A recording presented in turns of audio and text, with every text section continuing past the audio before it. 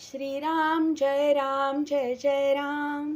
श्री अनंतकोटी ब्रह्मांड नायक राजाधिराज सच्चिदानंद सद्गुरु श्री ब्रह्मचैतन्य महाराज की जय। जय जय रघुवीर समर्थ। श्रीराम।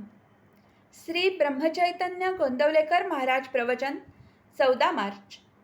प्रपंचातले आपलेपण भगवंताकडे वळवा। प्रेम हे सर्वांना उपजतच येत असते. हा माझा मुलगा, ही माझी मुलगी यांच्यावर प्रेम कसे करावे हे कुणी शिकवावे लागत नाही. एकदा आपले मानले की प्रेम आपोआप निर्माण होते.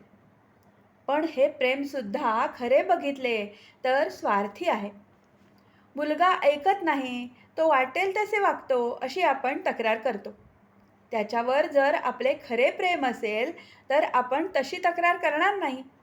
परंतु त्याच्या मागे हा माझे ऐकत नाही हा अहंकार, स्वार्थ आहे. एक गृहस्थ मला भेटले. त्यांना मी विचारले, झाले का मुलाचे लग्न? ते म्हणाले, नाही, उद्या आहे. मुलगा चांगला वागतो का असे मी विचारल्यावर ते म्हणाले, आत्ताच नाही सांगत, 6 महिन्यांनी सांगेल. स्वार्थाचे प्रेम इतके अशाश्वत आहे. मला सांगा, अशा स्वार्थाच्या प्रेमापासून सुख कसे मिळेल? प्रपंचात आपण केवळ कर्तव्यबुद्धीने वागावे. मग मुलगा माझे ऐकत नाही हा प्रश्नच उद्भवणार नाही. खरोखर प्रपंच हा एखाद्या प्रयोगशाळेसारखा आहे. कॉलेजचे शिक्षण पूर्ण करण्यासाठी काही महिने तिथे शिकावे लागते असे म्हणतात. त्या प्रयोगशाळेतून काही उत्पादन काढण्याचा उद्देश नसतो. फक्त मुलांना शिकवण्यासाठी त्याचा उपयोग होतो. तिथे सर्व काही शिकून घ्यायचे असते. ते किती उपयोगी पडेल, त्यापासून किती फायदा होईल याची अपेक्षा ठेवायची नसते. त्याप्रमाणे प्रपंच ही परमार्थाची प्रयोगशाळा समजावी.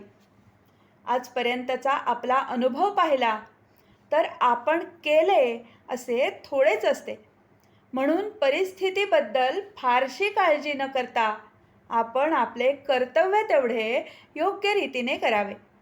आपल्या वृत्तीवर परिणाम होऊ देऊ नये. प्रत्येक गोष्ट घडायला योग्य वेळ काळ यायला लागतो.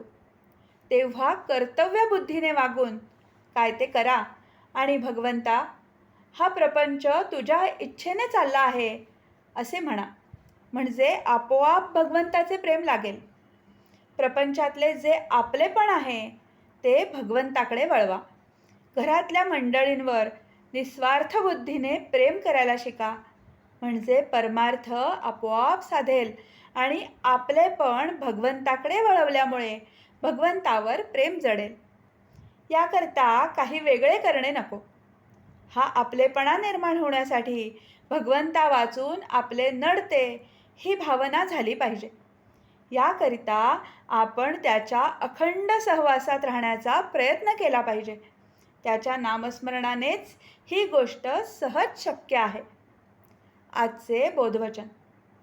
वाचलेले विसरेल, पाहिलेले विसरेल, कृती केलेली विसरेल, पण अंतःकरणात घट्ट धरलेले नाम कधी विसरायचे नाही.